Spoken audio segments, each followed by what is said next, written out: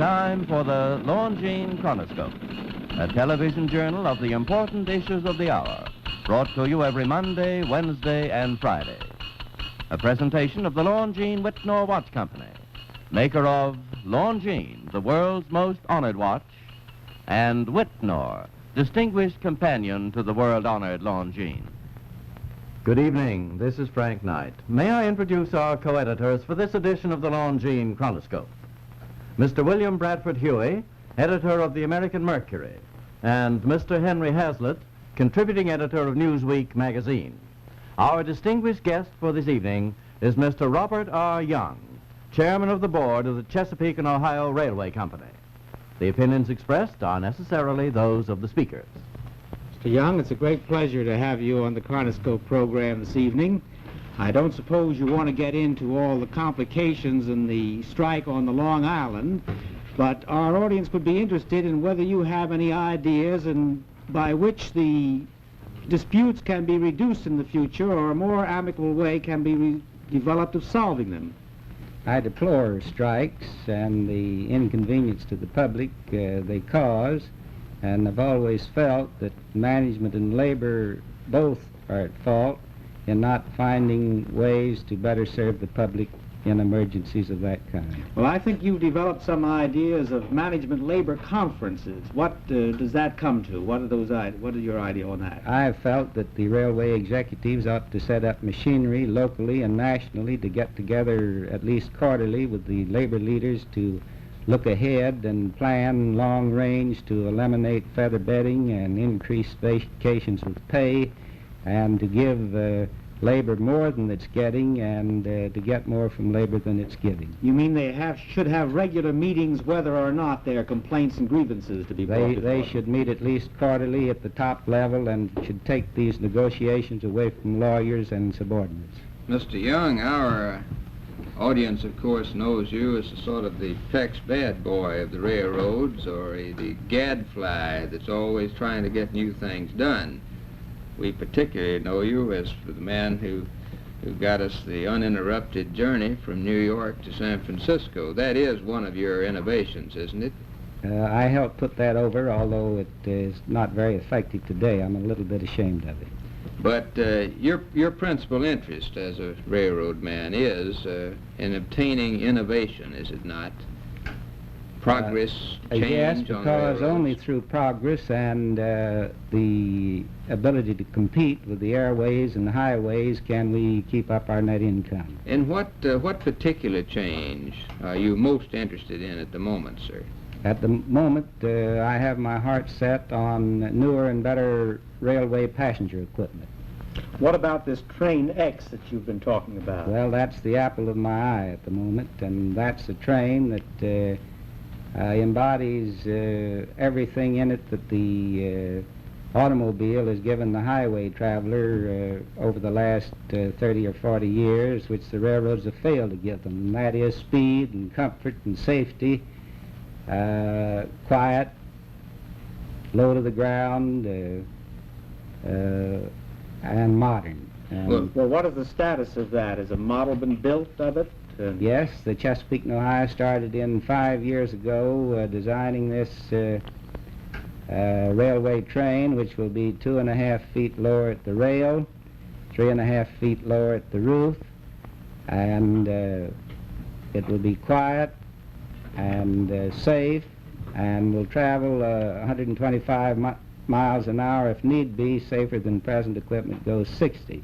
Now that 125 mile an hour speed, sir, how fast would that enable a train to make the transcontinental trip from New York to Los Angeles? I look forward to the day when that trip will be done in one business day and 2 nights, so that you will not lose any more time away from your business than you do presently by airplane. And would that put the railroads in a competitive position with airplanes on trips, say, between New York and Washington and New York and Boston? I would visualize a 2.5-hour trip to Boston and a 2.5-hour trip to Washington, which in my opinion would take all the traffic away from the airplane. Well, could the C&O put in this innovation alone, or would it have to have the help of the other Unfortunately, railroads? No single railroad can introduce an innovation of this kind, because of its dependence on its connecting railways. Obviously, you cannot hook a train that's 1 foot from the rails with one that's 4 feet 3 inches from the rails.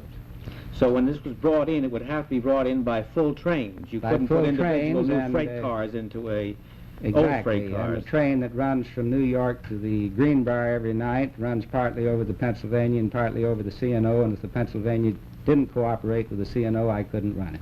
This applies to passenger cars, and freight cars both. Well, first to passenger cars, and the same lightweight equipment can be adapted later to high-grade merchandise. Now, Mr. Young, you are also chairman of the Federation for Railway Progress, I believe. Yes, sir. Now, what is that organization? What's the purpose of it? It's an organization made up of all segments of the railroad industries, the stockholders, the suppliers, the shippers, labor, management, and the public. And its object is to bring progress to the railways and earnings to the railways. Well, now, in general... And good jobs to labor. In general, does railway management welcome these progressive ideas of yours, or do you have a lot of opposition in the industry? Unfortunately, I have had a good bit of opposition, most of which has stemmed from a certain group here in the East who are extremely influential in the railroads and who did not like, for example, the competitive bidding innovation which I introduced into the sale of railway securities. That cost them a lot of money, and they've been opposing me ever since. Well, how much real initiative do the railway executives have left now? The ICC fixes their freight rates, the unions pretty much, and the railway mediation boards and so on fix railway wages. How much actual initiative do the railway executives have today? Well, they have almost as much as the executives of any other industry, General Motors or Chrysler or DuPont, for example. Today, under price controls, they face the same kind of price regulation that the railroads face. We all face this labor monopoly, which is doing labor more harm than it is business. Our audience, I think, our viewers are familiar with the term feather bedding, Mr. Young. Just what is feather bedding? Feather bedding is the device which the unions have imposed upon many industries to waste labor and waste money. And what is the extent of the waste? I would say that in the railroad industry, that if feather bedding were eliminated, we could take 30% out of the operating costs of the railroads and put it into vacations with pay for the labor, and everybody would be better off. Well, on this point, sir, I imagine that among our viewers, most of us, whenever we were 9 or 10 years old, dreamed of being railroad engineers. Now, is railroading still something that is attractive to young Americans? It's not as attractive as it should be and could be because they have learned that the opportunity for promotion in the railroads is not as great as it is in other industries. Well, does management have somewhat of the same kind of seniority rules that railway labor has? Is that what's Unfortunately, happening? they do, and that is due primarily to the lack of, let us say, ownership management in the railroads. I would say there's less real ownership management in the railroads than there is in any other great American industry. Well, we just had a stretch of about 21 months of government operation of the railways, rather government ownership or some fiction of government ownership. Did that do any good in your opinion? It did this good. It enabled the railroads to keep on serving the public while the strike was negotiated. And if we had the same kind of a law on the books for the steel industry that we have for the railroads, as the steel mills would be operating now. Mr. Young, in spite of the fact that business is supposed to be good and a great deal of money is supposed to be floating around, I believe that the two great railroad systems of the country, the Pennsylvania and the New York Central, are losing money. Now, why are these great railroads losing money today?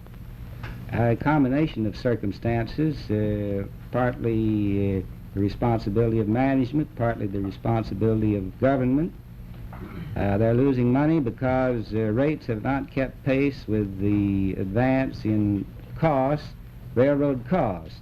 The Central and the Pennsylvania have suffered more than most railroads because they carry the great passenger express mail burden for the whole nation.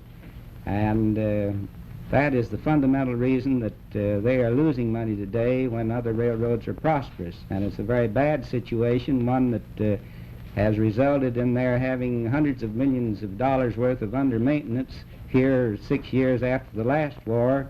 They're not ready for any future war, and it's a very serious situation which should be corrected, and it's ridiculous to be building up our defense overseas with the New York Central and Pennsylvania running down.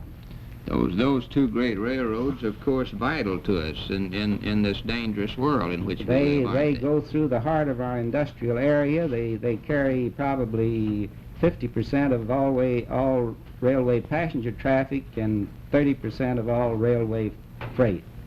And if those two railroads got into trouble, we could not take care of our armed forces in any part of the world. Well, Mr. Young, I'm sure that our viewers very much appreciate these forthright views of yours, and thank you for being with us, sir. The editorial board for this edition of the Longines Chronoscope was Mr. William Bradford Huey and Mr. Henry Hazlitt. Our distinguished guest was Mr. Robert R. Young, chairman of the board of the Chesapeake and Ohio Railway Company.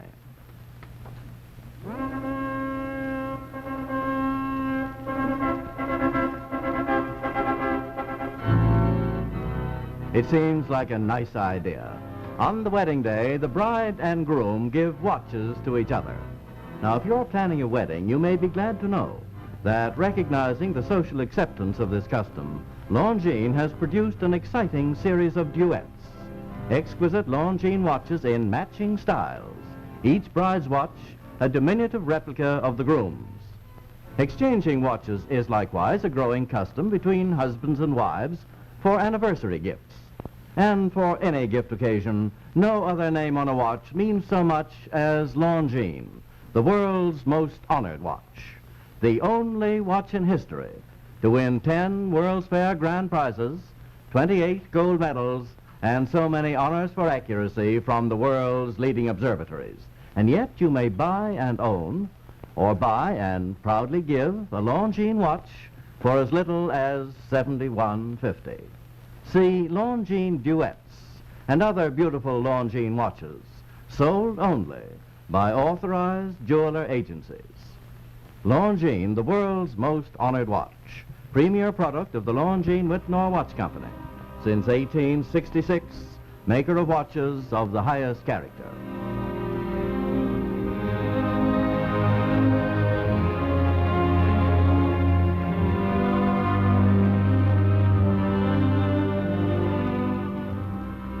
We invite you to join us every Monday, Wednesday, and Friday evening at this same time for the Longines Chronoscope, a television journal of the important issues of the hour. Broadcast on behalf of Longines, the world's most honored watch, and Whitnall, a distinguished companion to the world-honored Longines. This is Frank Knight, reminding you that Longines and Whitnall watches are sold and serviced from coast to coast by more than 4,000 leading jewelers who proudly display this emblem. Agency for Longines Whitnall watches.